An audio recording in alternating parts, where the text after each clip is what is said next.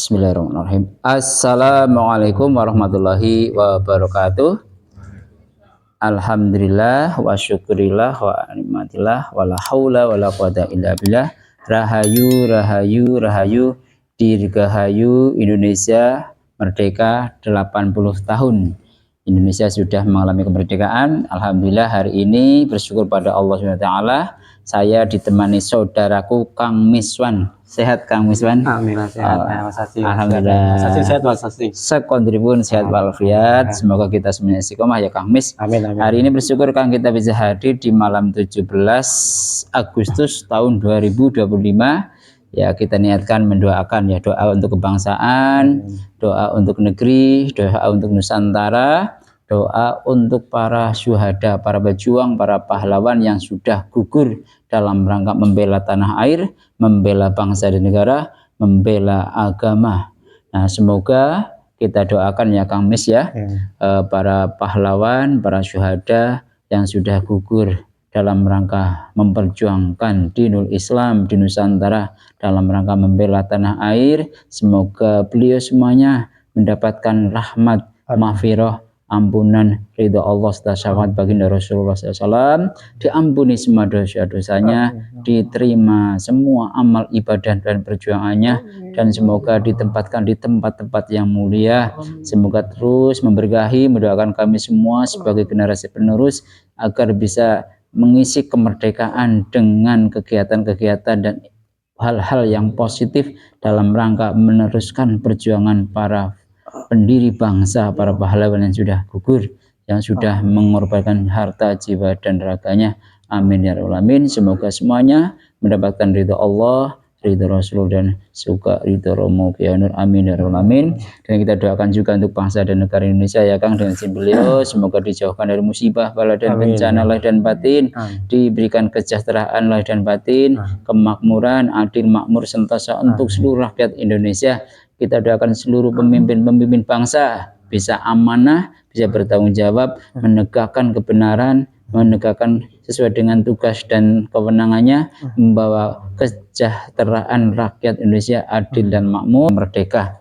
Sudah berganti-ganti kepemimpinan presiden, dari presiden proklamator yaitu Bapak Insinyur Soekarno sampai dengan yang sekarang ke-8 Bapak Prabowo Subianto. Nah, hari ini kita mencoba menarik sisi gaib refleksi 80 tahun Indonesia merdeka. Semoga bisa memberikan referensi dan tentu bisa memberikan masukan bagi kita sebagai rakyat, apakah yang harus kita lakukan ke depan dalam rangka menyambut atau mengisi 80 tahun kemerdekaan Indonesia.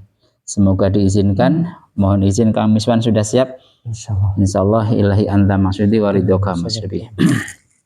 Bismillahirrahmanirrahim. Assalamualaikum. Malaikat yang ada tasbih asma. Mohon aktif semuanya diizin beliau Sang Yang Nur Cahyani ya Allah, dan izin beliau baginda Nabi Muhammad Rasulullah SAW. Ya Allah, mohon dihadirkan gaib yang bisa menjelaskan, yang bisa menceritakan, yang bisa memberikan masukan, nasihat, refleksi tentang terkait dengan 80 tahun negara Indonesia yang merdeka, dan memberikan arahan bagi rakyat Indonesia, baik para pemimpin bangsa maupun kita hanya yang asli.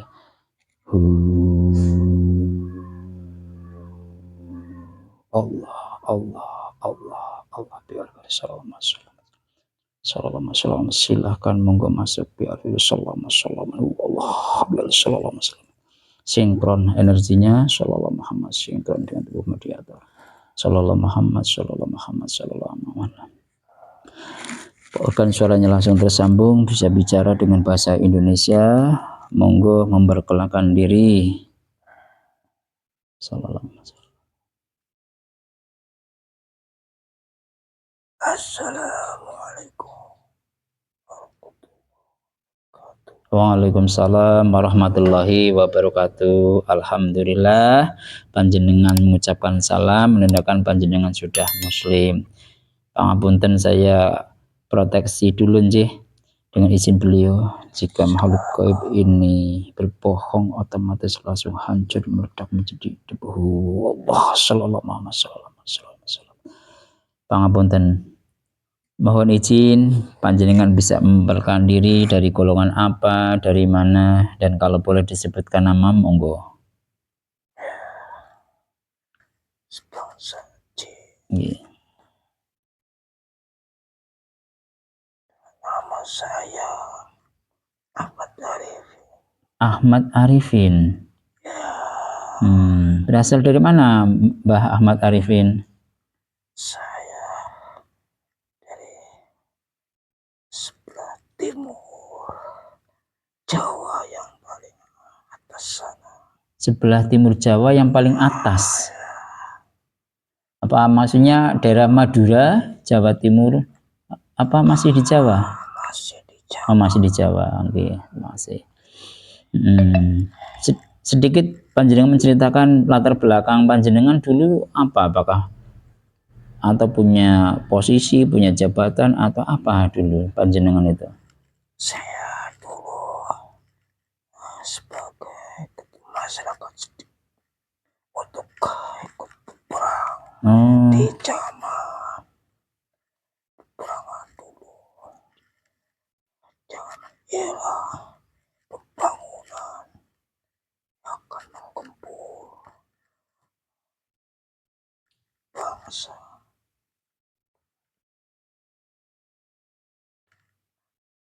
Bangsa apa? Luar negeri yang menguasai tanah Jawa ini. Bangsa Belanda maksudnya. Ya. Misalnya Mbah Ahmad Arifin suaranya diperkeras lagi ya Allah. Lebih keras lagi Mbah supaya kita bisa mendengar dengan mudah. Oke. Yang mengganggu kita suaranya tenggorokannya dibersihkan Allah sallallahu alaihi wasallam. Alhamdulillah Mbak Arifin. Berarti dulu panjenengan itu seorang pejuang.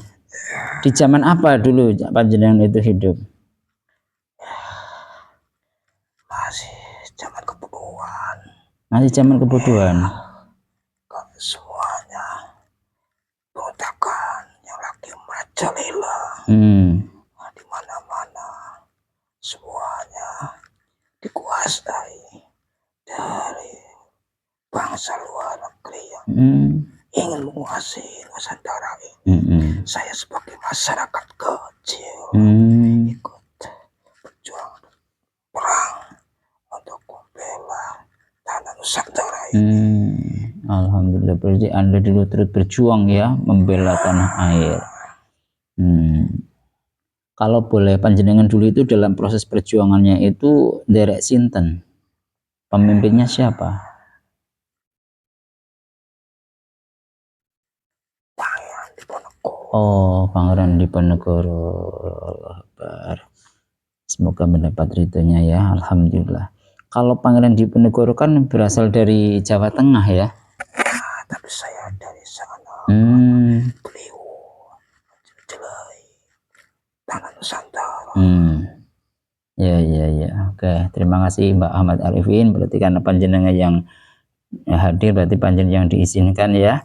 Dan insya Allah bisa menjelaskan bagaimana refleksi 80 tahun Indonesia Merdeka ini berkat dari perjuangan panjenengan dan seluruh para pahlawan di seluruh Nusantara ya Mbak Ahmad Arifin ya. Mungkin bisa diceritakan sedikit Mbak Arifin dari perjuangan dulu seperti apa, kemudian panjenengan bisa melihat sekarang di zaman modern seperti ini, apa yang bisa Anda sampaikan? Ya, zaman dulu masih dengan peralatan sederhana. Dengan manual, kepel, dan tombak. Ini semuanya itu adalah untuk pengetesan dengan jiwa yang nekat untuk merani perang kejahatan di Nusantara ini. Tidak belakang-belakangan, langsung di depan. Biarpun kita diajak tombak, di sana pakai peluru, kita tetap di dekat kentang. Jawabpun kita taruhkan semuanya. Biarpun punya anak istri, tetap saya karena bela Nusantara dan perjuangan agama. Saya taruhkan. nyawa. Karena sekarang sudah banyak modern, Nggih. tapi luasan lebih dasar dulu negara mereka dengan adu kekuatan, tekad, biarpun mati karena sudah berhadapan dengan musuh, tidak peduli itu ada apa di depan, tetap akan maju. Kalau sekarang biarpun banyak alat-alat yang tercanggih, Nggih. maka sampai rudal itu pun bisa pakai alat teknologi.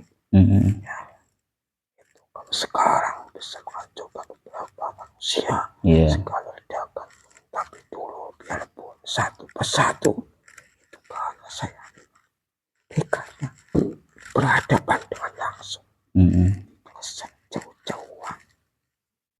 Iya. Jadi itu panjenengan menceritakan bagaimana proses peperangan pertempuran di zaman dulu dengan zaman sekarang ya. Kalau dulu memang betul-betul satu lawan satu, hanya menghadap dengan bermodalkan senjata ketapel, bambu runcing, parang dan sebagainya, tetap berani ya mempertaruhkan nyawanya ya untuk membela tanah air, bangsa dan negara termasuk agama. Alhamdulillah. Semoga panjenengan mendapatkan tempat yang mulia di sana. Sebelumnya Mbak Ahmad Arifin saya paring unjukan Nusantara ya supaya kita lebih santai ya Allah. Dengan izin beliau mohon dihadirkan hidangan yang lengkap untuk saudaraku ini Ahmad Arifin kun fayakun huwallah sallallahu Muhammad sallallahu Muhammad sallallahu lengkap. Monggo silakan Mbah, sama-sama. Tangannya sakit niku Mbah, santai mawon pun ngatus niki terus santai saja, silakan Bu. Ada rokok merokok, ada kopi pripun? Nggih. Monggo.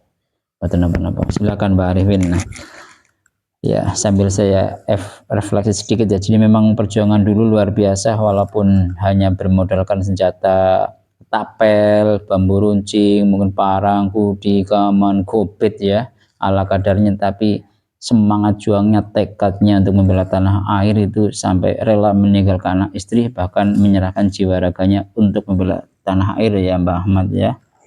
Nah, alhamdulillah. Sebenarnya kalau diceritakan, kalau panjenengan tadi ikut beliau Pangeran Diponegoro, itu beliau sebenarnya sosoknya seperti apa ketika memimpin panjenengan? Beliau adalah pemimpin yang tangguh, mencontohkan rakyatnya untuk berperang. Hanya jiwa raga yang ditaruhkan. Tekadnya Nusantara dan agama, bukan Nusantara saja, agama pun agama Allah harus kita perjuangkan. Yang pokok adalah agama Allah. Karena agama Allah itu akan menyelamatkan dunia dan akhirat. Karena Nusantara itulah menjaga kesejahteraan lestari masyarakat. Tapi kalau agama Allah itulah akhirat pun kita akan mengalir jika kita perjuangkan. Nah, sekarang begini Mbah, panjenengan kan dulu ikut berjuang dalam rangka memerdekakan tanah air atau Nusantara. Sekarang alhamdulillah sudah 80 tahun Indonesia merdeka.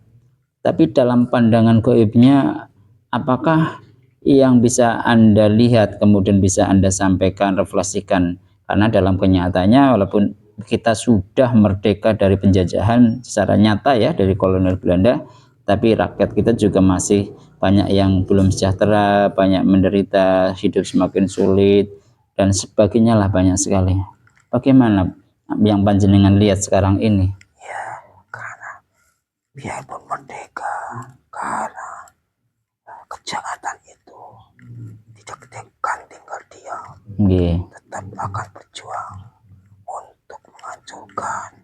Sampai kapanpun mereka tetap akan menyusun strategi untuk menghancurkan sedikit demi sedikit dari moral, pikiran, tingkah, serapat, dan tingkah-tingkah sehari-hari, dari sifat-sifat yang tidak antusial. Itu adalah sifat-sifat yang merupakan menghancurkan nafsu, agar manusia itu dimanapun akan berbuat zina, akan memakan akan haram, dan untuk menyimpang dari aturan agama akan semua seperti setiap harinya akan bertambah.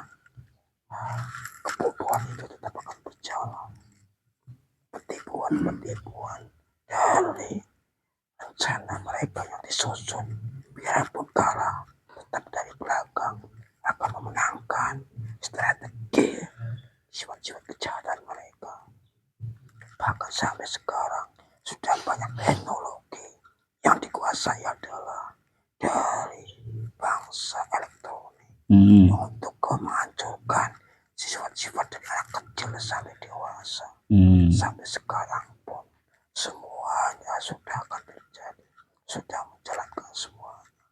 Biarpun yang muslim atau non muslim, yang beragama maupun non beragama, semuanya bersama saja menjalankan seperti itu dari alat teknologi itu yang bersangkutan untuk menghancurkan dari sifat-sifat akhlak non muslim, sifat-sifat yang tidak beragama. Itu akan merajalela sampai sekarang.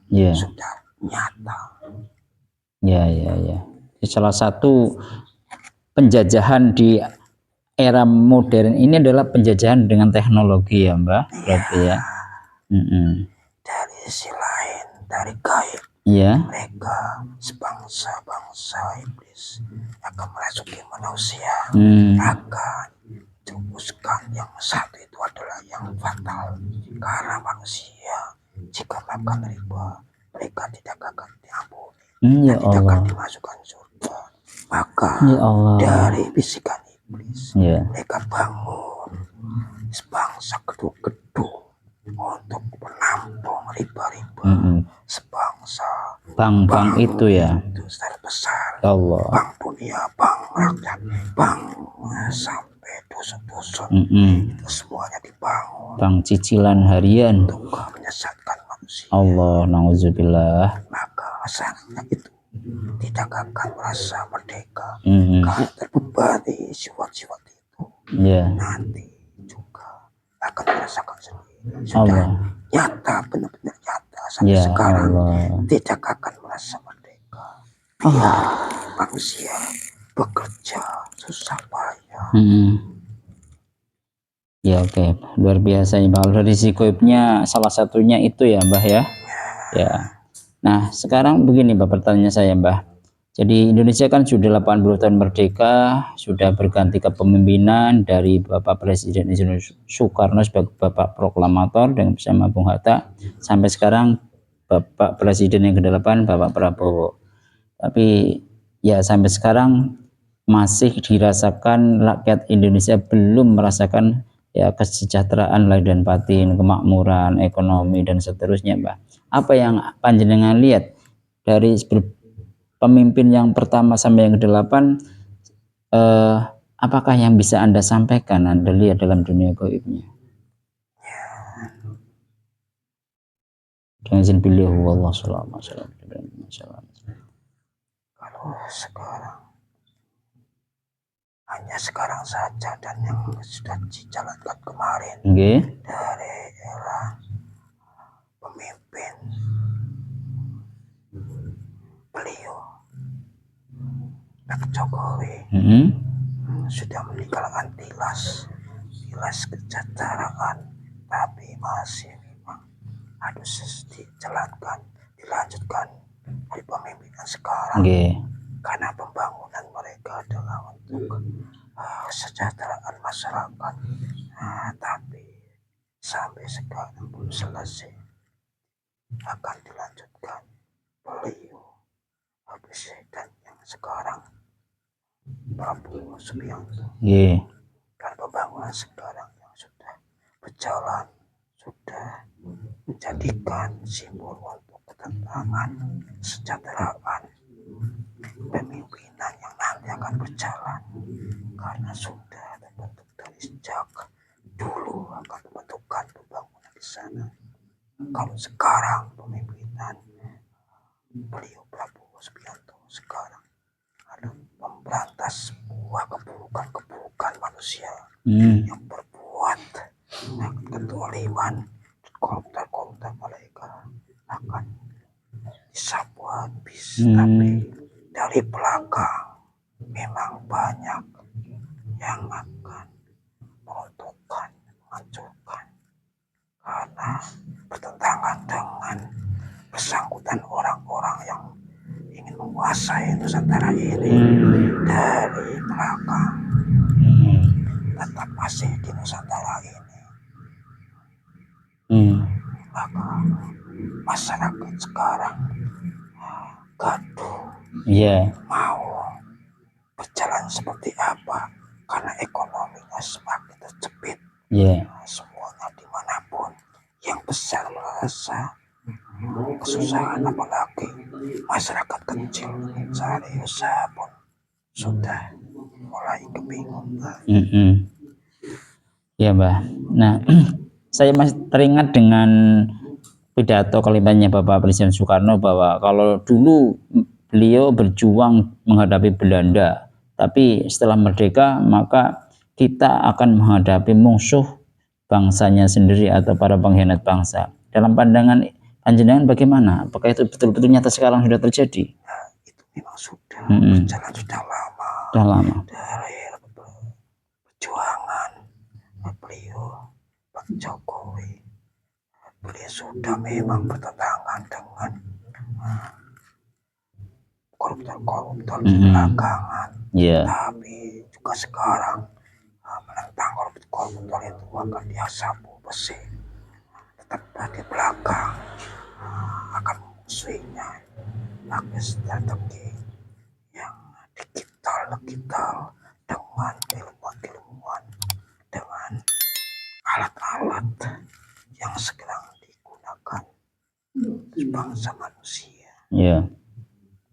Akan untuk meruntuhkan, karena pasti ingin buat itu akan bikin gaduh masyarakat, apalagi masyarakat kecil sama sekali tidak tahu akan terpengaruh pancingan itu. Ya Mbak Darwin, mau ngunjuk Mbah. Pangapunten saya tidak memberikan kesempatan panjenengan ngunjuk, silahkan. Terima kasih. Ya alhamdulillah. Ini kopinya ya. Kopi lagi Kang Mardan. Ya terima kasih Kang Mbah Ahmad Arifin. Mungkin saya tidak akan lama-lama. Terakhir pesan buat kami semuanya, seluruh rakyat Indonesia maupun saudara-saudara kami yang ada di majelis ini, silahkan Mbah. Ya maaf. Sedikit saja. Karena saya juga masih belajar untuk berbuat baik. Maaf. Kalau zaman sekarang, akhir zaman itu adalah sudah ada pemimpin baru dalam gaibnya. Dalam gaibnya. Untuk diperbanyak ketikir, bersedekah, karena ancaman dari si kiri itu adalah untuk menyesatkan semua makhluk yang di bumi ini. Maka untuk menghalunya, untuk bisa menolaknya adalah dengan zikir dan baca selawat untuk Allah sama beliau, agar itu mendapat sawatnya, dan bersedekahlah untuk menolong para. Karena sekarang banyak musibah dari Allah yang akan diturunkan untuk pembersihan bumi di sekitar ini. Seluruh dunia akan disapu habis, dibersihkan. Mana yang benar-benar takwa kepada Allah nanti akan disisakan untuk pembangunan, untuk mendirikan, untuk mensejahterakan masyarakat di mana-mana. Sudah ada pemimpin yang sudah berdiri, cuma memang belum bisa dijelaskan dengan terang-terangan, dengan hasil tertutup, tidak boleh disebarluaskan. Cuma strategi dan amalan-amalan memang sudah meluas untuk umum. Semuanya sudah tahu, tapi banyak yang masih belum bisa mendapatkan dan bahkan nasihat yang sudah dijalankan bahkan menolaknya. Karena semua itu adalah banyak bisikan-bisikan yang mempengaruhinya, yang menghalang-halanginya. Karena itu maka kita banyak bersabar untuk hanya itu Allah dan itunya yang akan memimpin iraku ini sampai akhir zaman nanti. Begitu ya. Alhamdulillah begitu ya. Terima kasih Mbah atas kehadirannya, atas wejangannya. Semoga kita semuanya diistiqomahkan untuk menjaga perintah Allah, Rasulullah SAW, dan derek beliau dalam berjuang di akhir zaman ini ya Mbah ya. Nah, kalau sudah tidak ada pesan lagi, panjenengan boleh pamit. Begitu saja. Terima kasih atas hadirat saya dan ini, karena saya juga tidak bisa menjelaskan secara gamblang. Banyak kekurangan. Jangan mas, betul nopo. Saya adalah kekurangan saya sendiri. Nah, jika ada kelebihannya, hanya itu adalah Allah yang berikan petunjuk untuk kita semuanya. Nah, sekiranya saya banyak-banyak mohon maaf. Seponduripun. Mohon pamit. Monggo. Assalamualaikum warahmatullahi wabarakatuh. Waalaikumsalam warahmatullahi wabarakatuh.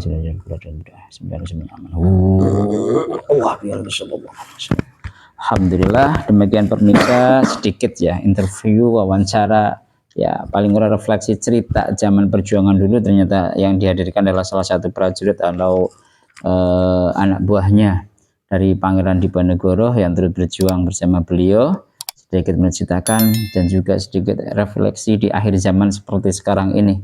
Tidak akan saya ulas, semoga kita semuanya bisa mengambil hikmah, bisa mengambil ibrahnya, dan bisa menjadikan referensi untuk semakin meneguhkan keyakinan kepada Allah SWT, sehingga bisa menjalankan apapun yang diperintahkan Allah dan menjauhi semua apapun yang dilarang Allah. Semoga istiqomah dalam ibadah, kita semuanya selamat dunia akhirat, dijauhkan dari musibah, bala dan bencana. Amin ya rabbal alamin. Saya Kang Miswan, mohon pamit, mohon maaf lahir batin. Salam bersama-sama Kang Miswan. Wassalamualaikum warahmatullahi wabarakatuh. Salam keteguhan hati yang berpegang pada janji.